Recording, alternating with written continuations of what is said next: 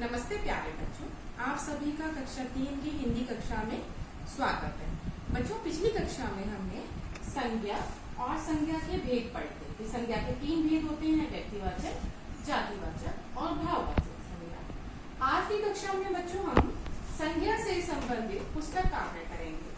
ठीक है, आप सभी को बच्चों मैंने गृह कार्य में संज्ञा और संज्ञा के भेद का चार्ट नोटबुक में लिखने के लिए दिया था, कॉपी में लिखने के लिए दिया था। आशा है आप सभी ने कर भी लिया होगा। चलो बच्चों, अभी हम देखते हैं कि संज्ञा से संबंधित पुस्तक कार्य। बच्चों, ये मेरे पास रचना प्रश्न है प्रीवियस ईयर की। इसमें पेज नंबर 25 पर प्रश्न दिया गया है। निम्नलिखित प्रश्नों के उत्तर दीजिए। मौखिक अभिव्यक्ति ओरल क्वेश्चंस है, पर बच्चों आप सभी को ये बुक में लिखने हैं। बच्चों, बुक एक्सरसाइज को करने से पहले या मेरी देखने से पहले वीडियो आप सभी को संज्ञा कितना समझ में आया है ये चेक करने के लिए आप सभी को पहले अपने आप से बुक एक्सरसाइज करनी होगी। आप पहले उसको बुक एक्सरसाइज को करें कि संज्ञा कितना समझ में आया या नहीं आया। उसके बाद में जो मैंने आंसर्स भेज दूंगी आपको, ये आप बुक में भर लेंगे। फिर दोबारा से समझने की कोशिश करेंगे कि आपने कहाँ मिस्टेक की है या आपको संज्ञा क्या समझ में नहीं आया है। ठीक है बच्चों, चलो देखते हैं प्रश्न 1। इस प्रश्न 1 के अंदर है बच्चों क 5 संज्ञा शब्द बताइए। तो बच्चों मैंने यहाँ 5 संज्ञा शब्द लिखे हैं, महात्मा गांधी, गर्मी, सेब, पर्वत और पक्षी।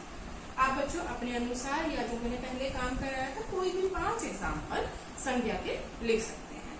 अब बच्चों ख है, कौन सी संज्ञा सदैव एक वचन में होती है।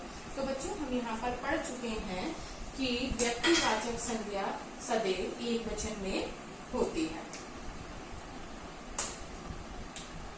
यहाँ पर बच्चों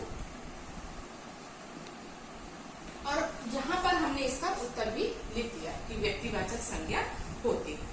अब बच्चों ग प्रश्न, कौन सी संज्ञा का केवल अनुभव किया जा सकता है। तो बच्चों इसके अंदर हम ये भी पढ़ चुके हैं, भाववाचक संज्ञाओं का केवल अनुभव किया जा सकता है, भाववाचक के विशेष के अंतर्गत। तो बच्चों यहाँ पर हमने इसका आंसर लिख दिया है ग का भाववाचक संज्ञा। अब बच्चों दूसरा प्रश्न देखते हैं। निम्नलिखित प्रश्नों के उत्तर लिखिए। बच्चों ये आपको सारे बुक में लिखने हैं। संज्ञा किसे कहते हैं, उदाहरण सहित लिखिए।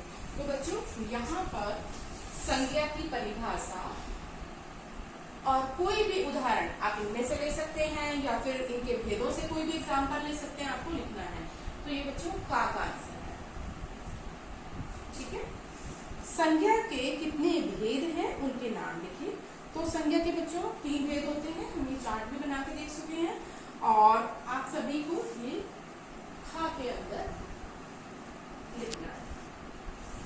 अब ग प्रश्न है बच्चों, जातिवाचक संज्ञा की परिभाषा उदाहरण सहित लिखिए। तो बच्चों जातिवाचक संज्ञा यहाँ पर लिखा हुआ है नंबर 2 के अंदर, ये ग का आंसर है। इसको आप ऐसे कैसे लिख लेंगे और इसके एग्जाम्पल भी देंगे। घ भाववाचक संज्ञा की परिभाषा उदाहरण सहित लिखिए। तो भाववाचक संज्ञा यहाँ पर है, इसकी परिभाषा उदाहरण सहित आप सभी लिख सकते हैं। अब बच्चों प्रश्न 3 है, नीचे दिए गए चित्रों को देखकर बताइए कि ये कौन कौन सी संज्ञाएं हैं। बच्चों पहले चित्र में एक अध्यापक विद्यार्थियों को पढ़ा रहा है। तो विद्यार्थी पूछा गया है कि संज्ञा के कौन से भेद के अंतर्गत आता है। तो विद्यार्थी बच्चों जातिवाचक की कैटेगरी में आएगा, जातिवाचक संज्ञा लिखेंगे। दूसरा पूछा गया है बच्चों सैनिक, तो ग्रुप्स हैं, ठीक है, फौज के ग्रुप्स हैं, तो जातिवाचक संज्ञा के अंतर्गत आएगा। हरियाली, जिसे हम देख के सुकून मिलता है, हमें हरियाली महसूस होती है, तो वो बच्चों क्या है, भाववाचक संज्ञा है। दूसरा बच्चों दुल्हन, तो दुल्हन भी बच्चों जातिवाचक कैटेगरी में आएगा। विभू बच्चे का नाम है, तो व्यक्तिवाचक संज्ञा में आएगा। और हीरा, जैसा कि हम यहाँ पर पढ़ चुके हैं, हीरा किस में आएगा बच्चों, धातुओं में, मेटल्स के अंदर, तो वो जातिवाचक संज्ञा के अंतर्गत आएगा।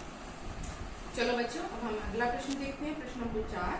नीचे लिखे गए वाक्यों में से संज्ञा शब्दों को रेखांकित कर उनके भेद लिखिए। बच्चों यहाँ पर हमें जो सेंटेंस दिए गए हैं उनमें से हमें संज्ञा शब्द को छांटना है, जो आप क्लास 2 में भी कर चुके हैं। संज्ञा शब्द को छांट के आप उसको सिर्फ संज्ञा शब्द को लिखेंगे यहाँ पर, फिर सेंटेंस के अंदर कौन सा संज्ञा शब्द है उसको अंडरलाइन कर देंगे, फिर उसका बताना है कि उसका भेद कौन सा। जैसे पहला बुक वाले ने करके भी दिखाया हुआ है, जैसे कि हमें ईमानदारी अपनानी चाहिए, तो ईमानदारी को अंडरलाइन कर रखा। ईमानदारी क्या है? उस व्यक्ति का गुण है, जैसे कि हम पहले पढ़ चुके हैं, तो वो भाववाचक संज्ञा के अंतर्गत आएगा। अब बच्चों दूसरा है फल उठाकर ला, फल जातिवाचक संज्ञा के अंतर्गत। अगर यहाँ पर कोई विशेष फल होता जैसे कि आम, सेब, चीकू, लीची, तो वो किस कैटेगरी में आते हैं बच्चों? व्यक्तिवाचक संज्ञा के कैटेगरी में आता है। अब चलो बच्चों दूसरा है ग, अर्जुन अच्छा है, तो अर्जुन किसी बच्चे का नाम है, तो वो व्यक्तिवाचक संज्ञा के अंतर्गत आएगा। चलो बच्चों ताजमहल सफेद है, ताजमहल बच्चों एक विशेष इमारत है। अगर हम यहाँ पर कहें वह इमारत बहुत ऊंची है, तो बच्चों वहां पर इमारत जातिवाचक कैटेगरी में आएगा, जातिवाचक संज्ञा की कैटेगरी में। पर यहाँ पर ताजमहल एक विशेष इमारत है, तो व्यक्तिवाचक संज्ञा के अंतर्गत आएगा। अब बच्चों हम यहाँ कहें कि जैसे दूसरा है मैं मुंबई घूमने गया, तो बच्चों मुंबई क्या है? एक विशेष शहर है, तो क्या आएगा? व्यक्तिवाचक संज्ञा के अंतर्गत आएगा। ऐसे ही बच्चों शेर बलशाली है, जातिवाचक में आएगा। और लड़के क्योंकि ग्रुप्स हैं, बहुत सारे बच्चे हैं, तो जातिवाचक कैटेगरी में। तोता पक्षियों की कैटेगरी में है, तो जातिवाचक संज्ञा के अंतर्गत आएगा। अब बच्चों है अगला प्रश्न हमारा बहुविकल्पीय प्रश्न एमसीक्यूज। ठीक है बच्चों, इसमें दिया गया है नीचे कुछ शब्द दिए गए हैं, इन शब्दों के सही संज्ञा भेद के आगे टिक लगाइए। बच्चों मेरे ब्लैक बोर्ड में बहुत ज्यादा स्पेस नहीं है, तो इसीलिए मैंने तीनों नहीं लिखे हैं, जो सही है उसको टिक कर दिया है। जैसा कि बच्चों आप सभी देख सकते हैं, पहला दिया गया है इसमें हिमालय। हिमालय क्या है? व्यक्तिवाचक है, भाववाचक है या जातिवाचक? तो हिमालय एक विशेष पर्वत है, व्यक्तिवाचक है, इसके अंदर का सही है, तो मैंने इसको टिक कर दिया। अब बच्चों दूसरा है शिक्षक, व्यक्तिवाचक है, भाववाचक है या जातिवाचक है? तो बच्चों शिक्षक जातिवाचक है, गा को सही कर दिया मैंने। सच्चाई व्यक्तिवाचक है, भाववाचक है या जातिवाचक है? तो सच्चाई बच्चों एक गुण है, तो वो ख भाववाचक के अंतर्गत आएगा, मैंने यहाँ पर टिक कर दिया। अगला बच्चों मिठास व्यक्तिवाचक है, भाववाचक है या जातिवाचक है? तो इसका उत्तर है भाववाचक, तो मैंने इसका यहाँ पर टिक कर दिया। अब बच्चों इसके बाद में कुछ रचनात्मक कार्य है जो आपको आज खुद स्वयं से करना है और आपको ये बुक में ही करना है। अब बच्चों इस रचनात्मक कार्य में आपको करना क्या, ये एक्टिविटी है आज की। आज आपको ये बुक का सारा काम बुक के अंतर्गत करना है। नोटबुक का बच्चा आपको पता ही है, संज्ञा की परिभाषा और संज्ञा का सिर्फ उसके भेदों का चार्ट बनाना है। अब बच्चों आपको रचनात्मक कार्य में आज के होमवर्क में क्या करना है मैं बता देती हूँ। निर्देश अनुसार संज्ञा शब्द लिखिए। जैसे पहला दिया है अपने बस्ते में रखी हुई 4 वस्तुओं के नाम लिखो। बस्ता कहते हैं बच्चों बैग। आप स्कूल जाते हैं, अपने बैग में आप बहुत सारी चीजें रखते हैं उन सभी वस्तुओं में से किन्हीं 4 वस्तुओं के नाम आपको लिखने हैं। जैसे आपके बस्ते में क्या क्या चीजें होती हैं, उन सभी के नाम आपको हिंदी में लिखने हैं। फॉर एग्जाम्पल जैसे पुस्तकें, रबड़, कलम इत्यादि। ठीक है बच्चों, आप कोई भी 4 नाम लिख सकते हैं। ठीक है, कक्षा में दिखाई देने वाली 4 वस्तुओं के नाम। आप अपने क्लासरूम को देखते हो, उसमें जो भी आपको 4 चीजें लगे उन्हें आपको हिंदी में बुक के अंदर लिखना है। जैसे क्या क्या चीजें होती हैं क्लासरूम के अंदर, कक्षा के अंदर, आप सभी को पता है। जैसे कि वहाँ पर मेज भी होती है, कुर्सी भी होती है, दरवाजे भी होते हैं, खिड़कियाँ भी होती हैं, इन सबको आप लिख सकते हैं। ठीक है बच्चों, पंखे भी होते हैं, पंखों को भी लिख सकते हो। पर बच्चों इंग्लिश लैंग्वेज का यूज ना करें, हिंदी शब्दों का ही, उसमें आपको हिंदी शब्दों को ही आपको लिखना है। ठीक है बच्चों, आप ग है आपके 4 मित्रों के नाम। देखो बच्चों, इस बार तो हम कोरोना के काल में फंसे हुए हैं और अपने दोस्तों से नहीं मिले हैं, पर आप अपने पुराने दोस्तों के या आपके आस पड़ोस में जो भी दोस्त रहते हैं उनका नाम आप इसके अंदर लिख सकते हैं।